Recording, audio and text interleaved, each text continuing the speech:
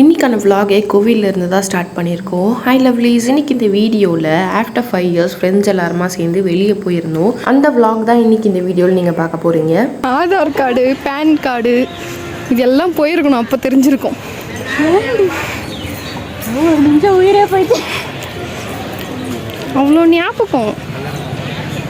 பல நாள் வருஷம் கழிச்சு பார்த்தனா அதான் ஃப்ரெண்ட்ஸை பார்த்த உடனே ப்ரூஃபை விட்டுறது.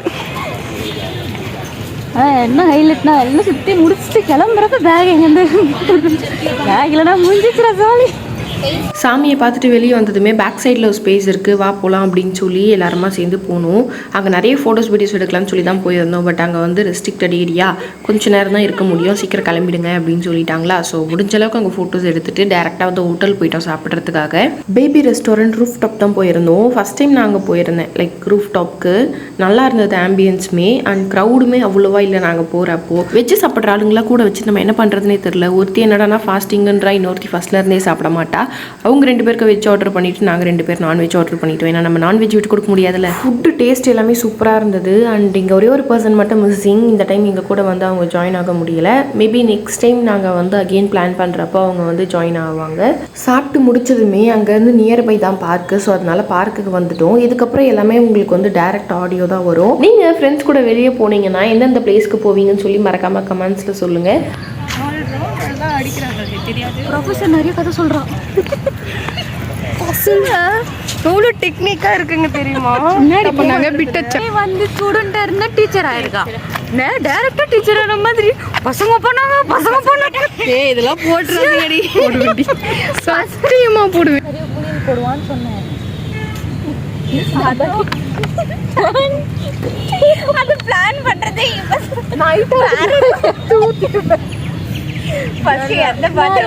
கது திறப்பான்னு பார்த்துன்னு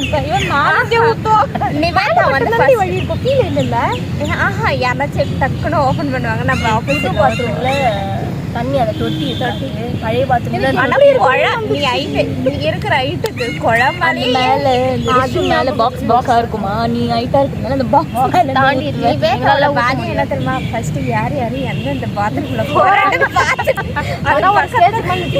ஒரு அடி ஊற்றிட்டாங்க மொத்தமா. ஒரு வாட்டி அது கூட பரவாயில்லடி, நம்ம ஊத்திட்டு வந்துட்டோம். லஞ்ச் டைம் மாட்டோம் அது ஒன்று. அதுக்கப்புறம் லஞ்ச் டைம்ல வந்து நம்ம ஸ்ட்ரெயிட்டாக போயிட்டோம். கூட பாத்ரூம் வருது ஸ்லீப்பிங் வீட்டுக்கு முன்னாடியே போயிட்டு வந்துடுவோம்.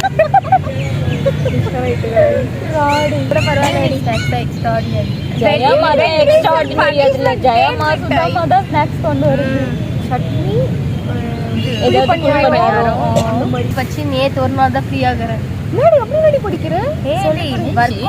Professor he wants to make a note. நான் அக்கவுண்டன்ட்டா, அக்கவுண்ட்ஸ் சப்ஜெக்ட் எடுக்கிறேன். வேற என்ன சப்ஜெக்ட்? அக்கவுண்ட்ஸ், பேங்கிங், அப்புறமா வந்து எப்படி நீ எக்ஸாம் முடிச்சுட்டு என் பேப்பரே வாங்கி கம்பேர் பண்ணுவேன். நீ எப்படி டிக்ஸ் இதெல்லாம் இது எழுதிருக்கேன். முழுமடையாக போட்டாங்க.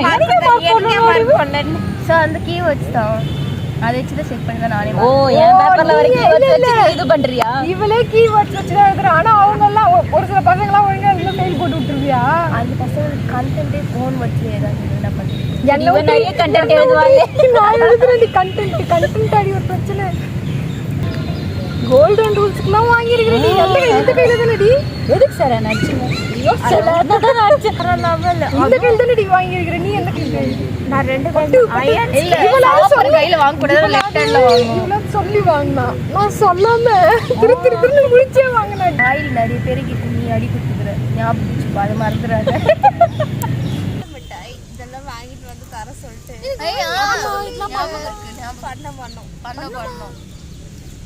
வாங்கினு தரல. ஒரு வாட்டி கூட வாங்கியிருப்பீங்க, பனிஷ்மெண்ட் வாங்கியிருப்பீங்க, வாங்கினு தந்துருக்க மாட்டீங்க.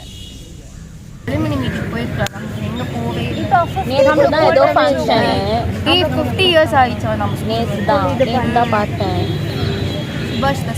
அந்த லெட்டர்ஸ் இருக்கு. ஏன்டா அந்த இது ஆனா அதுல பெஸ்டா பண்ண ஒரு விஷயம் வந்து எல்லாரையும் எழுத சொன்னது. ஒவ்வொருத்தரும் நம்ம கூட எடுத்து டைரியில வச்சிருக்கேன். கம் போட்டு ஒட்டி பத்திரமா டைரியில வச்சிருக்கேன். அவரு ஒரு வார்த்தை சொன்னார், ஞாபகம் இருக்கா? இதுக்கப்புறம் நீங்க நினைச்சாலும் அத்தனை பேரையும் ஒன்னா சேர்க்க முடியாதுன்னு. எனக்கு அப்பப்போ தோணுண்டி அந்த வேர்டு. ஒண்ணு சேர்க்க முடியாதுல ஒண்ணு சேர்க்க முடியாதுல. ஆமா யார் யாரா இப்ப எந்தெந்த ஊர்லயோ எங்கெங்க 4 பேர் கூறதுக்கே வந்து 4 வருஷம் அப்படி புரியா